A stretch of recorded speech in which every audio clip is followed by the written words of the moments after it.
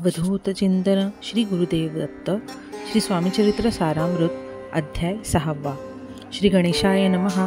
धरुनी शिशीचा हात अक्षरे पंडित लिहिवित तैसे हे स्वामीचरित्र स्वामी समर्थ वदविती. मी केवळ मतिमंद केवी वर्णुचरित्र अगाध परी माझा हा छंद स्वामी समर्थ पुरविती. ज्यांच्यावर प्रसादे करुणे मूढा होय शास्त्रज्ञान त्या समर्थांचे चरण वारंवार नमित असे. कृपाळू होऊनी समर्था वदवावे अपुल्या चरिता श्रवणी श्रोतियांच्या चित्ता ब्रह्मानंद प्राप्त होऊ. सुरत ऋतूची घेऊन सुमने त्यांचीच अर्पावी प्रीतीने झाला ग्रंथ स्वामी कृपेने त्यांच्याच पदी अर्पिजे. मागील अध्यायाच्या अंती चोळप्पा विनवी स्वामी प्रती कृपा करुनी मजवरती बडोद्यासी चालावे. भाषण ऐसे ऐकुनी समर्थ बोलले हासोने मल्हाररावाच्या मनी आम्हाविषयी भाव नसे म्हणून त्यांच्या नगरात आम्हा जाणे नवे उचित. अक्कलकोट नगरात आम्हा राहणे आवडे.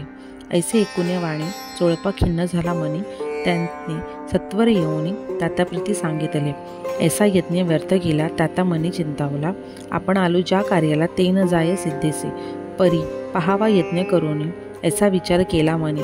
मग काय केले तात्यांनी अनुष्ठान आरंभिले. ऐसे नाना उपाय केली परी ते सर्व व्यर्थ गेले. कार्य सिद्धीस न गेले खिन्न झाले मुख त्यांचे. भक्ती नाही अंतरी दांभिक सदनाचे करी तयाचे स्वामी नरहरी प्रसन्न कैसे होतील. तयांनी माजविले ढोंगे आणि केली नाना सोंगे भक्तविण हटयोगे स्वामी कृपा न होय. मग तात्यांनी काय केले सप्ताहासी ब्राह्मण बैसविले गुरुचरित्र आरंभिले भावयासी स्वामी कृपा. परितयांच्या वाड्यात कधी न गेले समर्थ त्याता झाले व्यग्रचित्त काही उपाय सुचेना. मल्हारराव रूपाने पाठविले ज्या कार्यकारणे ते आपल्या हातून होणे अशक्य असे वाटते. आता जाऊनी बडोद्यासी काय सांगावे राजे असे आणि सकळ जनांसी तोंड कैसे दाखवावे. ऐसा उपाय करूनी न होती स्वामी प्रसन्न. आता एक युक्ती योजुनी न्यावे पळवूनी येतीसी. स्वामी केवळ ईश्वरी मूर्त हे निर्णय तो मतिमंद म्हणून योजिली कपट युक्ती परी ते सिद्धी ते न जाय. असो कोण एके दिवशी साधूनी योग्य समयासी मेळ्यात घालून स्वामींसी तात्यासाहेब निघाले. कपटगावचा मार्ग धरीला अर्धमार्गी मेळा आला.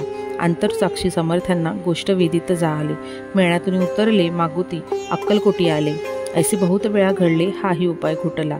मग पुढे राजवाड्यात जाऊन राहिले समर्थ तेव्हा उपाय खुंटत टेकिले हात तात्यांनी. या प्रकारे यत्न केले परी तितके व्यर्थ गेले. व्यर्थ दिवस गमावले द्रव्य खर्चिले व्यर्थची. मग अपयशा ते घेऊन बडोद्यासी आले परतुनी समर्थ कृपा भक्ती वाचूनी अन्य उपाय न होय. परी मल्हारराव नृपती प्रयत्न आरंभती पुढती सर्वत्रांशी विचारिती कोण जातो स्वामींकडे. तेव्हा मराठा उमराव यशवंतराव तयाचे नाव नृपकार्याची धरून हाव आला पुढे जाहाला. स्वामी कारणे वस्त्रभूषणे धन आणि अमूल्य रत्ने देऊनी त्याचजवळ नृपाने आज्ञा दिलेली जावया. तो येऊनी अक्कलकोटी घेतली समर्थांची भेटी. वस्त्र अलंकार सुवर्णताटी स्वामी पुढे ठेवीत. ती पाहुणी समर्थाला तेव्हा अनिवार्य क्रोध आला. यशवंता पाहुणी डोळा काय तेव्हा बोलले अरे बेडी आणून सत्वर ठोका याचे चरणी. ऐसे त्रिवार मोठ्याने समर्थ क्रोधे बोलले. क्रोध मुद्रा पाहुणी यशवंता भ्यायला मणी पळाले तोंडचे पाणी लटालटा कापू लागला.